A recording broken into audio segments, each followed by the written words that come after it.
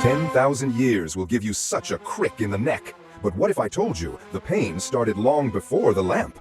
This is the origin story of the Genie from the unreleased Disney movie that never made it to theaters. The story begins 10,000 years prior to the original Aladdin story, before the sands of Agrabah shifted, before the Cave of Wonders roared its first breath. It follows a young man. His name was Zaleel, a street magician, a scholar, a wanderer of the ancient world, gifted with tricks and a tongue of silver, but burdened with a heart too soft for a cruel land. He healed the sick with potions, fed orphans with sleight of hand, and made tyrants uneasy with truths wrapped in riddles. But it wasn't enough. When his city, Zamhara, was burned to ash by an enemy city, Zaleel swore to end suffering, not with illusions, with power. He found it. Deep beneath the veiled desert, in tombs untouched by sun or time, Zaleel discovered the scroll of endless wishes, guarded by beings that drifted between time and thought, the Jinn Lords. They warned him, power cannot save the world, it can only test who should not wield it. He didn't listen. Zaleel's first wishes were noble: end famine, heal the sick, destroy tyrants. But magic is not math, it echoes. Rain turned to flood. The healed became cursed with immortality. The tyrants returned, this time wearing demons as armor. Zaleel had bent the cosmos, and the cosmos broke back. The Jinn Lords returned, and they did not kill him.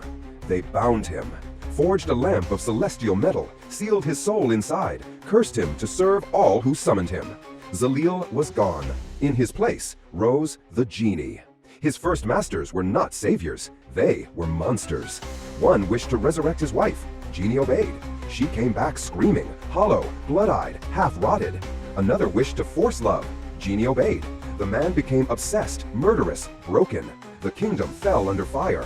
One demanded infinite wishes. Genie gave them, again, and again, and again, until the universe cracked. Time bled, planets wept, and Genie, broken and stretched between moments.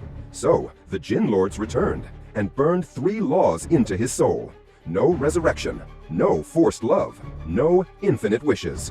From that day forward, he would warn, not grant. Trapped inside the lamp, Genie suffered. His body twisted, his spine locked in place, neck bent sideways for millennia. He saw centuries before and after, all unable to move. He laughed to survive, he cracked jokes to muffle the screaming. Then came a wish that would change everything. A new master appeared, half-mad and battle-scarred, a bastard king from a crumbled timeline. His name was Malzar. He was cunning, charming, and ruthless, yet broken. His first wish was to turn his loyal servant that talked too much into a carpet that still served him. To make my silent servant eternal, loyal, swift. So Genie turned the servant into the magic carpet, mute, aware, and forever trapped with him. His second wish, give me the power to travel through time. Genie obeyed. Together, they were flung across time, into a swirling web of futures and pasts. They saw palaces, wars, forgotten cities, and timelines that no longer existed. In one timeline, Malzar seduced a homeless woman and left her pregnant. She gave birth to a bitter, quiet child, a boy who would grow up in the shadows. His name was Jafar. Then they went further, forward still. Genie saw a street rat helping a stranger up from the dust, not stealing, just helping. A diamond in the rough. He saw palaces, parades, a young sultan, and then, in a moment lost in the stars, he saw her, Eden. Not just a friend, the first Genie, a being from a garden that predated kingdoms. She had once refused a wish to undo creation, and she was punished, sealed like him. Even Eden fell, she whispered, but she fell on her own terms. You must too. Then she vanished. Returning to the past, 10,000 years before Aladdin, Malzar made his final wish. Give me a weapon to control fate itself. Genie obeyed. He needed Malzar's golden scarab beetle, so Malzar complied. Genie, he twisted the wish. He forged the serpent's scepter, a staff of influence, mind control, and whispered power. Now, in the ancient past, with Eden gone and the timelines etched in Genie's mind, he opened the Cave of Wonders for the very first time, a lion-headed guardian rising from the desert sands. Inside, Genie placed the scepter on an altar to trick Malzar. Malzar entered the cave with Genie and the magic carpet to claim it, but the enchanted cave disabled Malzar to time shift inside it. Genie had cast one final spell. No one may enter unless they are pure of heart, knowing that if he waits there thousands of years, one day he could plan his freedom. He sealed the cave from all but one. Only one, a diamond in the rough. As the cave roared shut, Malzar acted quickly. He wrapped the staff in enchanted silk, tied it with a scroll, and placed it on a carrier raven. Once the raven flew out of the cave, Malzar transported him to the future for his son, to one day bring him back.